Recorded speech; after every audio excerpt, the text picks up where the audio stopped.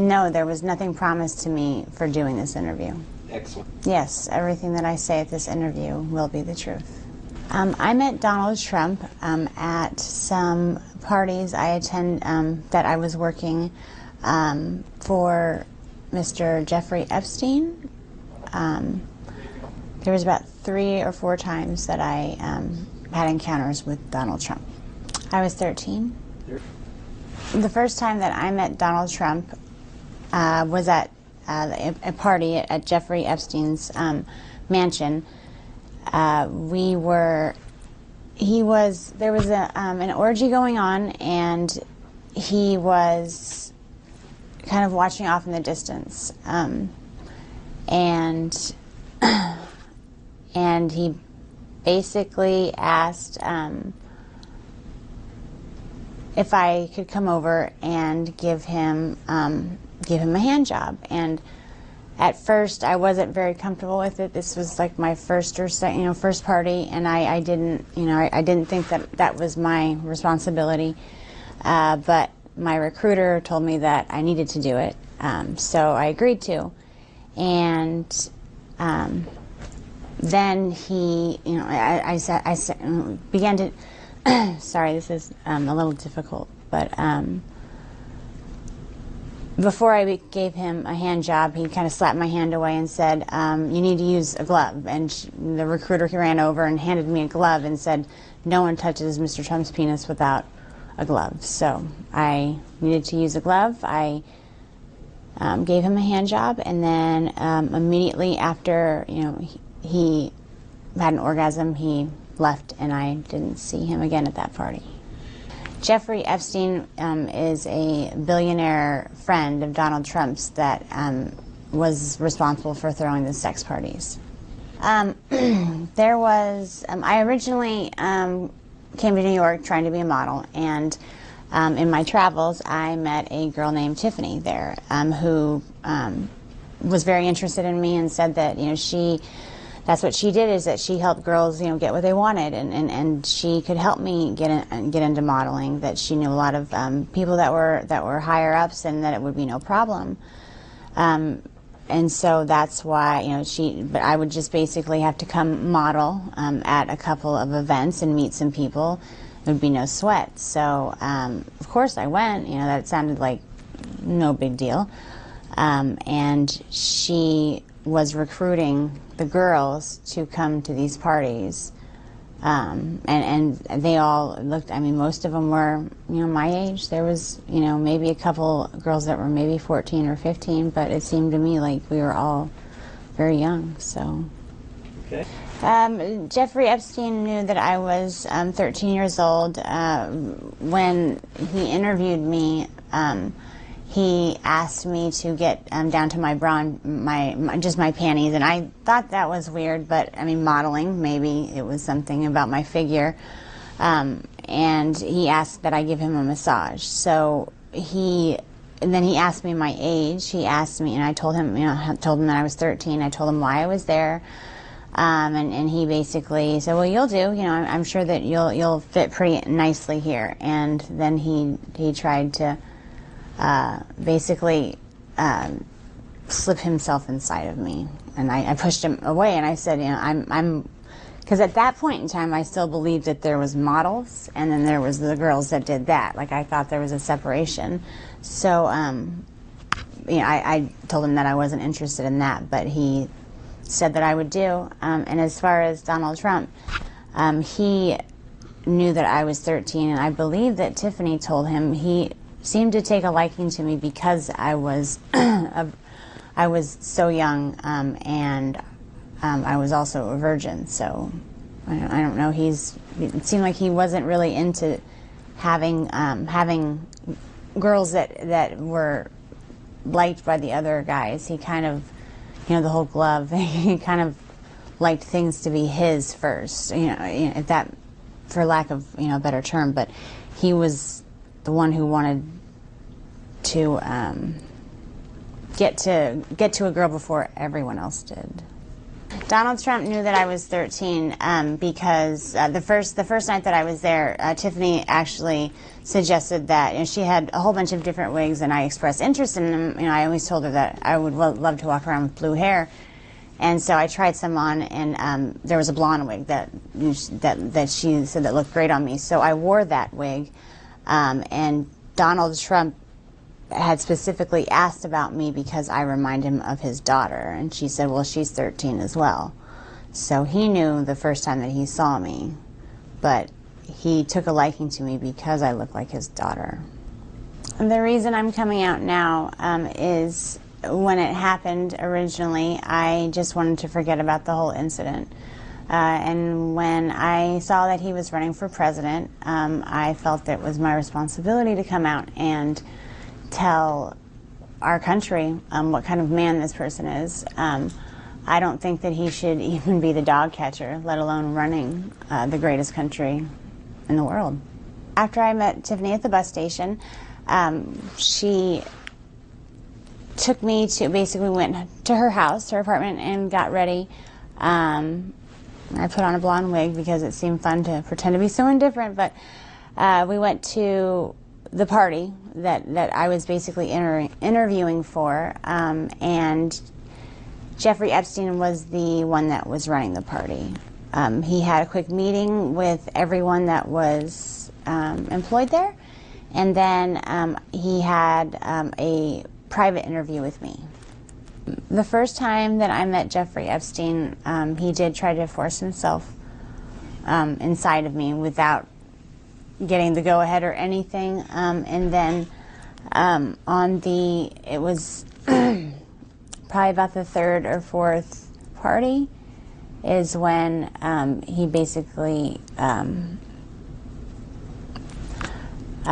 forced, it was another massage, and it was basically like, it wasn't sex, but there was penetration, and I told him that I didn't want that, but he kind of got a little irritated. So I don't know, there was something about him that I guess I kind of held him, I held a lot of resentment towards him. By that time that happened, I kind of already started catching on that maybe I wasn't there for modeling, and maybe I was just getting used for things, and I felt that kind of held him responsible. I did receive money to go to these parties. After every party, I was paid by Mr. Epstein. There wasn't, out of all the girls that were there with me, most of them were 13, 14. I think the oldest one might have been 16, just turned 16.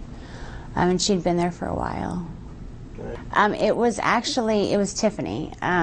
He liked to watch other people have sex. He's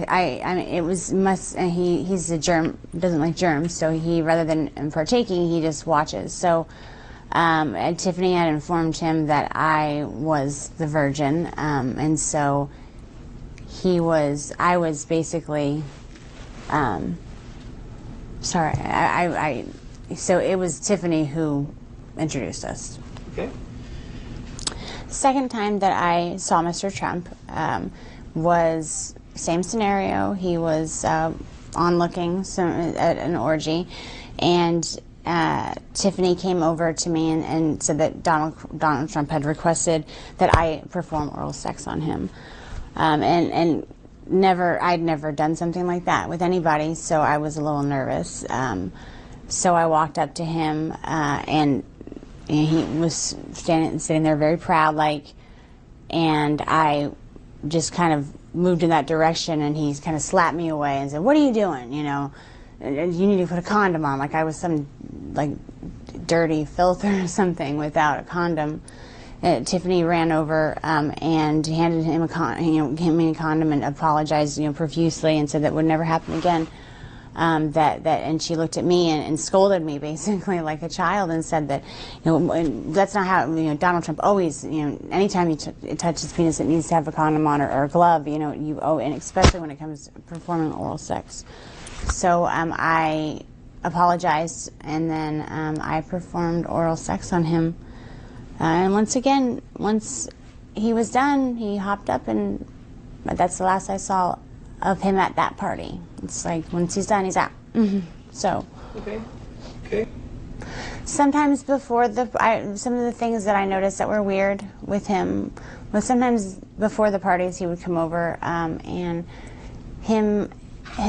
Jeffrey Epstein and himself would kind of banter back and forth, and he was very, Donald Trump was very racist. He said a lot of racist things. Like there was a lot of comments towards Mr. Epstein about, being Jewish, and called him a Jew bastard, so that he was cheap. And there was some words I didn't even understand. Something about his the shape of his penis being directly related to his mole, or I'm not too familiar with the the Jewish traditions. So, but I'm pretty sure that whatever he was saying wasn't very nice.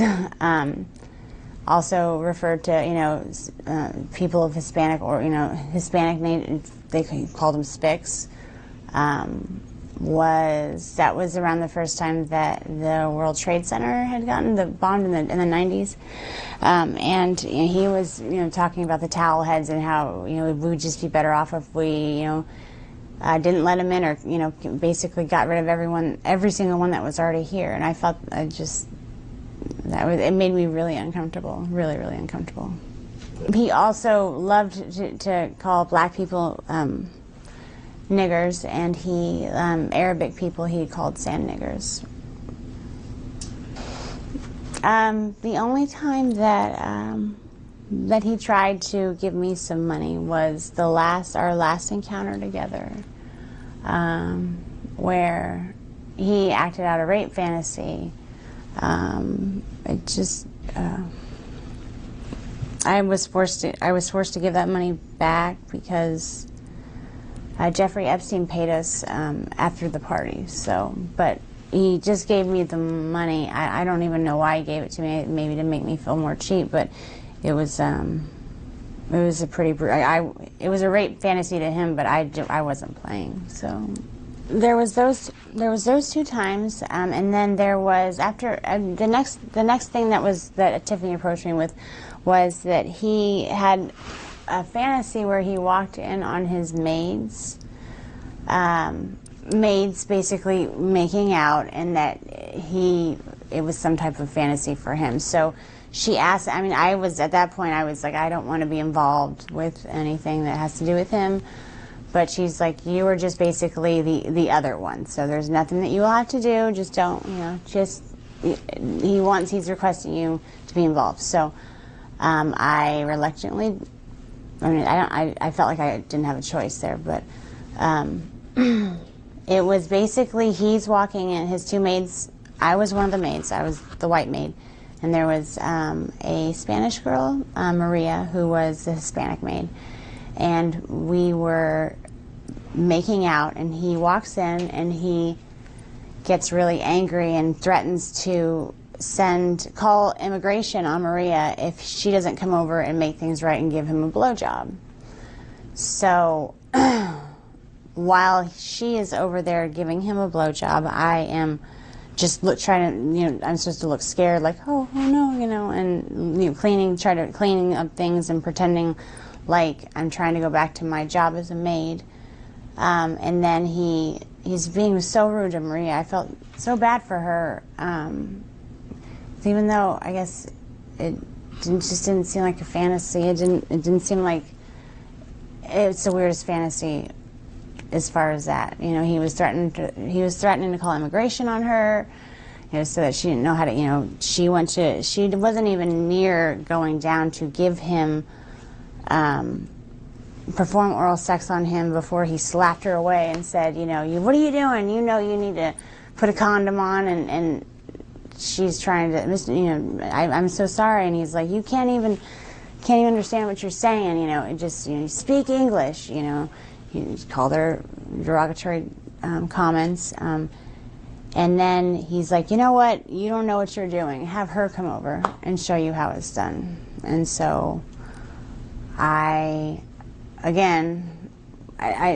said that I didn't, I had to go over there, or else he was going to call immigration on Maria. I didn't know if it was true or not, but I felt that, you know, he said that if I didn't show her how to perform oral sex on him, then he was going to call immigration on her and then get rid of us both. You know, it was anything that was in relation to him getting off or being satisfied or happy had to do with him being in power, but extreme power, and it's very hard to even. It was always intimidating when he was like that. It was always, you didn't really know if it was true or. I mean, like if you refused to play along, would he really call immigration on Maria? Would he really get rid of us both? And I didn't even want to know what that meant. You know, I always didn't. It wasn't a game. It just felt like it wasn't a game. Yeah. The one night that I had the blonde wig on, he mentioned that I looked like, you know, that I reminded him of his daughter. And actually the maid fantasy, I didn't have a blonde wig on. I was trying to stay away from blonde wigs at the time. But he actually told Tiffany that that's what he wanted me to wear. Like, he wanted it, and anytime I put it on, anytime I had it on and he'd see me, he would say, "Oh man, you look," and it wasn't like a, "Oh, you remind me of my daughter." It was this sick, evil, like, you remind me of my daughter. It was just this weird pleasure, sick smile. Like, I don't even want to know what he was thinking about. I could imagine what he was thinking about. After the parties would end, we were to report to Mr. Epstein and basically tell him everything that happened, with who, what they liked, what they disliked, if there was any requests, if there was any talk about anything. That's what, you know, we told Mr. Epstein everything. And then he paid us, and then we got to go home. And with me, you know, I would either, you know, I normally got taken to the airport, you know, so to go back home. The fact that Trump has a chance to be the next president makes me feel disgusting inside. I've always been proud to be an American. I think we live in a beautiful country, but I just see him ruining everything. He's a horrible, what he portrays on the outside isn't even that great, but people don't even know the half of how evil, how sick and twisted that man is. I have a friend that's been my friend ever since the school year that I stopped going, you know, the 8th grade. I confided her, and she knows all about it. She knows everything. I mean, I destroyed everything of, like, you know, any planes. I couldn't risk my dad finding out. And now I think I'm old enough to where I don't think, you know, at that point I didn't want to not be his little girl, you know. I didn't want to lose my dad. Basically, I would never, as far as keeping proof of any of the trips, the only person, I never told my parents, you know, there would be no happy, you know, there would be no good outcome of telling my parents. You know, they would have grounded me. I would have never been allowed out of the house. You know, my father would have come unglued. I did tell a friend, she's still my best friend to this day. She knows everything. She knows it all. I'm prepared to do whatever it takes to save the country that I believe that we have. I know what he does behind closed doors. Like, if that's all, I'm willing to sacrifice my life to put our country back in the right, like going maybe in some type of positive direction. Not even, there's no right or wrong, but a positive direction. This guy's not going to take us anywhere positive. You know, as far as my life changing by coming out with this information, I've thought long and hard about whether or not I should. And I've gone back and forth. But I think that I think that the American people need to know what kind of man this person is. And if my life changes because of that, then so be it. But the American people need to know what they're dealing with. If I had the chance to talk to Donald Trump, I would run the other way. I'm scared of him like I've never been scared of anything else in my entire life. I can't explain it to you, but the fear of him even being in a next room, I have a panic attack. The last encounter that I had with Donald Trump, Tiffany approached me about a rape scene that was supposed to be played out, and I didn't like the sound of that at all. But Tiffany promised, assured me that it wasn't going to be, if it was anything I wasn't comfortable with, we could stop. That she would be right there, and that it wouldn't get out of hand, and that it was a fantasy, like it wasn't really going to happen. And so I told her that I would.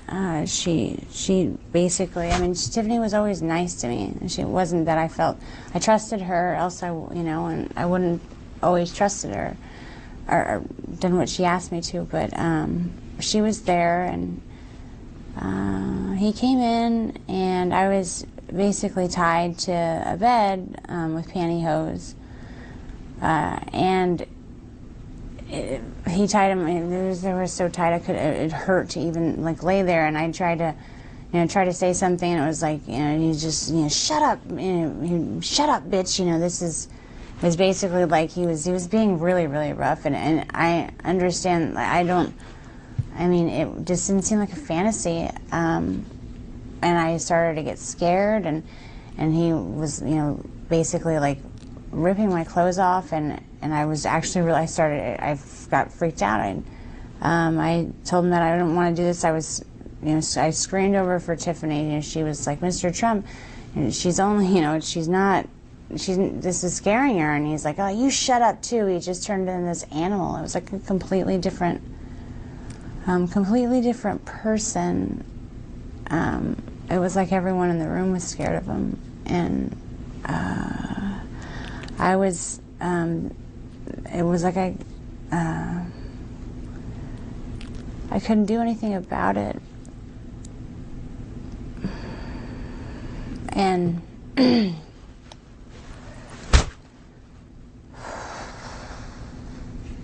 he ripped off all my clothes, and he started to basically have sex with me, and I was screaming because I'd never had sex before. It was my first time, and Tiffany was yelling at him too. She was saying I was a virgin, and he told us to just shut the fuck up, and just basically took my virginity while I was crying and telling him to stop. And that's basically begging for him to just stop. And Tiffany didn't know what else to do either. No one was there to help us, or me. And so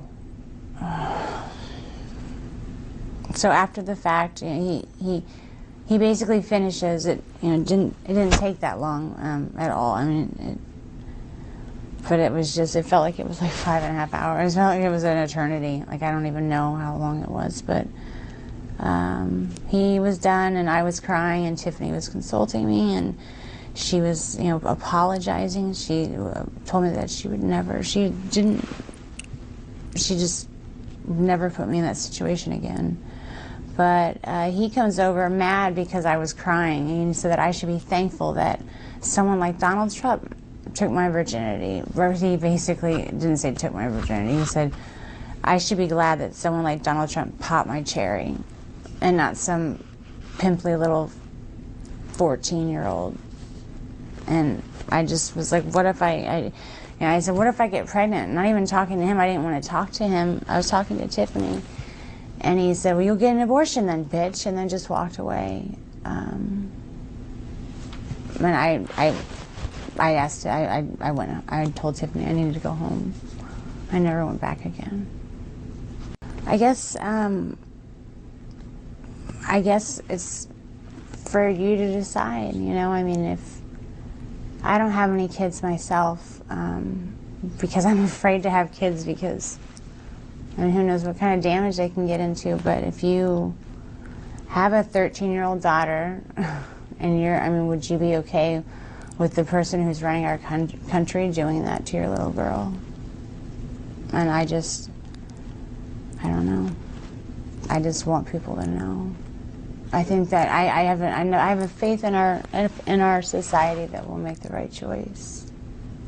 He seemed to be taking great pleasure in like dominance and control, and just the more I screamed, the more I got scared, the more he was enraged and like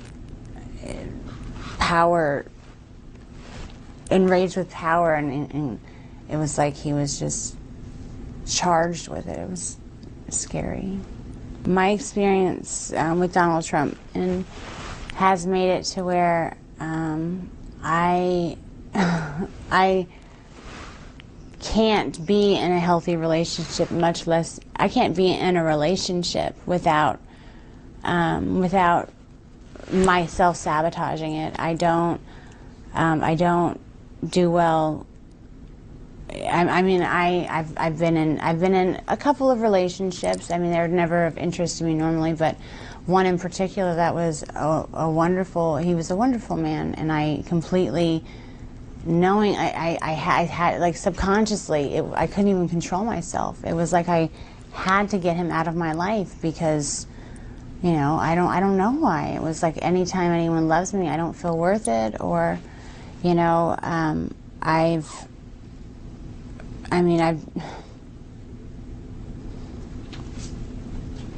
don't even know how to explain it. Like, I can't.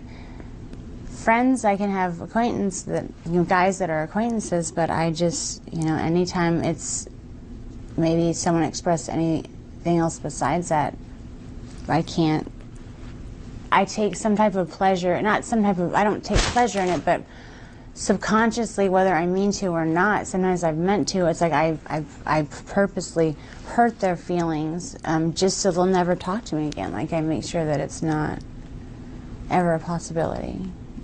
And Donald Trump destroyed my feeling of self-worth and my self-esteem when it was still growing, like when it just bloomed. It hadn't even had a chance to experience anything. I have only spoken to one therapist about this just recently, actually. For a long time, I really tried to forget about it. Just tried very hard. But I've been to counseling for other things, and I went to counseling for the previous relationship that I was sabotaging, and my counselor said, something has happened to you where you need to deal with that. That's actually what kind of was like, He knew that there was something that had happened where I was sabotaging these relationships, but, you know, he said that it was my responsibility to deal with it, of course. This situation with Donald Trump has destroyed my self-esteem, and it's made it to where I feel like it's destroyed part of my life. The only healthy relationship I've completely demolished. And I love to choose the dysfunctional ones that I know I can just push away. After what happened with him, I can't trust a man ever again.